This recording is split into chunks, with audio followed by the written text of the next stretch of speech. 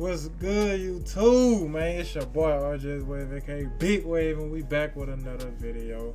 And it's another Black Ops 6 information. Yeah, I'm spamming them. I don't give a fuck, nigga. I need some videos for these damn days. I can't think of nothing. I just play. Are y'all ready for Black Ops 6 to come out though, man? The way the content, you know what I'm saying, it's gonna be, you know what I'm saying, back to gameplay on that. But look though, we're gonna go and get into this video. I ain't gonna hold y'all too much longer. But if y'all new, hit that subscribe button, roll to 300, you know what I'm saying, like, comment, do all that good shit. Hit the link in the description, follow my Twitch for daily streams. I'm streaming right now, so you supposed to be tuned in, but you ain't. Hit the link in the description. But yeah, let's go and get into this video, man. My boy Espresso. We've seen a lot of revealed stuff recently for Black Ops 6, with a little more on the way before launch next week. It looks like probably Monday we'll see the Prestige system and Oh shit, hold on. Level unlocks, Prestige, light machine gun, Wonder Bar. Oh, that's a gobble gun. Field upgrade. Gobble gun. So you unlock gobble gun? Progression blog revealed, with also our first look at camos and everything that comes along with that system. But in the meantime, I wanted to take a look at the reveal that kind of went under the radar. It wasn't from the first party platforms like the COD blog, like other reveals in this past week, but instead in an interview published with IGN as well as GameFile, both of which kind of lost in the reveals for multiplayer content as of yesterday and the day before. So drop your thoughts as we go along. What do you think of this information granted from this interview? Find it a bit surprising? Find that you like it, dislike it, whatever the case? Drop your thoughts. If you enjoy the video, you find it at all insightful, do me a favor and drop a like on it. Of course, if you are new to the channel, make sure you subscribe so you don't miss a single thing regarding all things Black Ops 6. Can't thank you guys enough for the support as of recently. You guys have been killing it. And of course, we are on that lofty goal of trying to reach 600,000 subscribers by launch, or at the least closing that gap a little further. So if you're part of that, perhaps 75% of viewers not subscribed and you're new here, I'd love to have you in the community. But for now, let's get into these reveals. First and foremost, the information really kind of gathered as a baseline for these reports and interviews is relatively good news. Apparently, development for the game appears to have gone incredibly smoothly, as opposed to prior titles where they had to see major developmental pivots based off of prior year feedback. Modern Warfare 3, Vanguard, Cold War before it all had their own sort of hurdles. Black Ops 6 seems to be just left alone to its own devices and making its own type of thing. And in the sense of setting and crafting this universe of Black Ops 6, it's mentioned that there were really no issues with the development of the campaign, considering Modern Warfare 3's lackluster reviews. John Zuck, Associate Creative Director at Raven Software, who is heading up the campaign for Black Ops 6, stated, "All game development is very fluid and we react to a lot of different things, but in the case of the previous game's reception, we were already pretty locked in on the story we were telling and the missions we were creating, so we didn't react to how that was received. The extra development time certainly gives us a little more time for prototyping and a little bit more trying something out, finding out if it's fun and if it works, and throwing things away. When you have the shorter development cycle, sometimes you're stuck with things just for time crunch that maybe you aren't as happy with as you could be. So I do feel like we had a good opportunity to keep crafting and recrafting the missions until we were happy with them."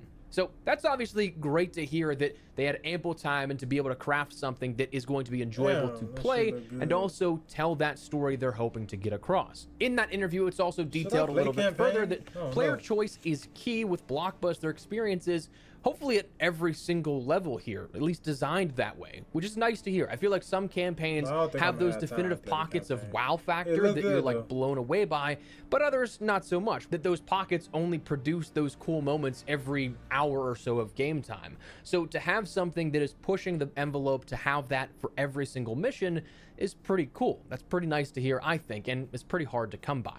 Now, the one thing they detailed was that the campaign itself is going to indeed be linear. This article from IGN, it was mentioned these gameplay options won't necessarily have an impact on the story as a whole though, as the plot itself is locked in this time around with no multiple or hidden endings to go in search of. Quoting Zuck once again, Black Ops 6 is a linear story, so there is not a branching ending for this one. And he also promises a slightly longer campaign than Cold Wars. So two sort of key pieces of information here for story nerds and campaign fans. One, of course, no multiple endings here, that unless they're just adhering to the truth lies and they're just putting out false information all the time until you get to that point in the campaign where your choices actually do matter and it ends up having multiple endings. Unless they're saying that to throw us off the scent here, it does seem like we're returning back to a traditional COD campaign.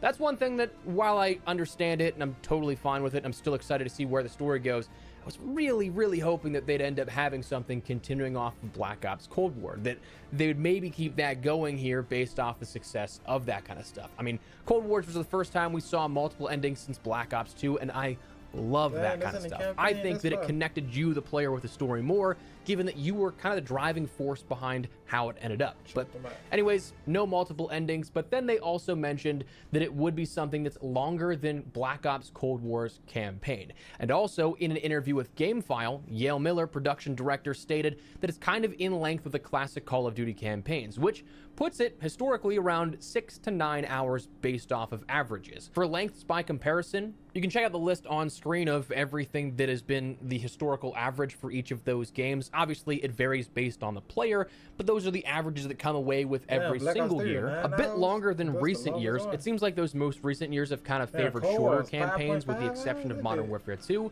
But one thing that does surprise me looking at those averages is how short Cold Wars was, despite the open world nature of some missions and despite how much there was to do with like the evidence board and the side missions and such, which I guess if you're in a timetable of standard development, like you have, let's just say 3 years across the board to work on a game, if you're taking some of what is developed in that same timetable comparably and being like, okay, this part isn't needed, I guess if you kind of just play through what is needed, it would take on average way shorter time to complete than other Call of Duties. But a 6 to 9 hour COD is great, I think, and it is mentioned that you can speedrun it or take some time to get through everything, explore the multiple ways to approach levels and scenarios. Personally, I'm gonna be doing that. I really like the element of choice presented in these missions, like Desperate Measures, which, shout out, that mission was mentioned in these interviews explicitly and was sort of the comparison point to the campaign that we're going to see this year. But also with the mention of only having linear storylines to follow this time around, that also might be referring back to what we just mentioned, that you have all focus now put into one singular storyline, that you're not going to speed through one a little quicker because some stuff is optional, if that makes sense. But anyways, this entire thing just makes the whole no early access way more interesting and way more tough to decide what I want to do. With multiplayer, campaign, and zombies, I do think that it's a tough battle for my time on launch day and that launch weekend. Like, as a channel and creator that mostly revolves around multiplayer content in the COD franchise, I almost feel like, well, why wouldn't I just jump right into MP and start making content and not have that fear of missing out or being behind schedule? But at the same time, also a story nerd who loves campaigns, and especially the last Black Ops title with Cold War, so I also want to experience that. I'd love to jump into zombies and see if that's a great way to level up your player or weapon levels as well. So we'll have to see how everything breaks down. It's probably going to be a game time decision for me, but I do think it's genuinely a tough call this year. Competing for your time played with so much, like not only just in multiplayer and in zombies, but even campaign's going to have dark ops challenges, 100% or calling cards and stuff like that, the longer narrative, and of course then campaign rewards for playing and completing. These campaign rewards? Oh, loading screen might be hard. You got a finishing move, hook, line, and sinker. I think I got an idea of how. Man, you know what they should have did? They should have made it to where you can see the finishing move animation, bro. That's what they should have did. Let me see this guy. This one, they straight. It ain't nothing too crazy. They straight though. Tasks where if you don't want to spend that extra $30 on the Vault Edition, you still do have 5 additional permanent unlocks via blueprints with the campaign rewards that you can end up doing by just simply completing some missions and then some things like upgrades and puzzles in the safe house as well. So honestly, ultimately struggling on what I want to play first this year, which is the first time that's happened in a while. But anyways, wanted to fill you guys in here and keep you up to date with absolutely everything that you would need to know about Black Ops 6 going into the launch week here upcoming. So more reveals are going to be coming on the way again. I'm expecting something on Monday for the progression and the camos. That stuff could be happening a little later on in the week, but I would imagine it's sooner rather than later. But just wanted to fill you guys in. Before we wrap everything up though, make sure you check out my friends over at Gamer Advantage to gear up. Alright, another great video from Espresso, man. Campaign looking good. I ain't gonna fake. I damn near play it. I don't know which mode to play at the beginning. But nah, though, we gonna play zombies. It's like already locked in my head that play zombies, gonna get the Easter egg out the way, then go grind multiplayer. So, but yeah, man, it's gonna end out this video, man. We 31 days straight, shit. You know what it is. I see y'all boys. Oh. She keep bothering me. and they fucked with me, girl. But just keep it low key, low key. Just see a young nigga on the ground, but I ain't tryna waste no time, no time. I ain't tryna waste no time.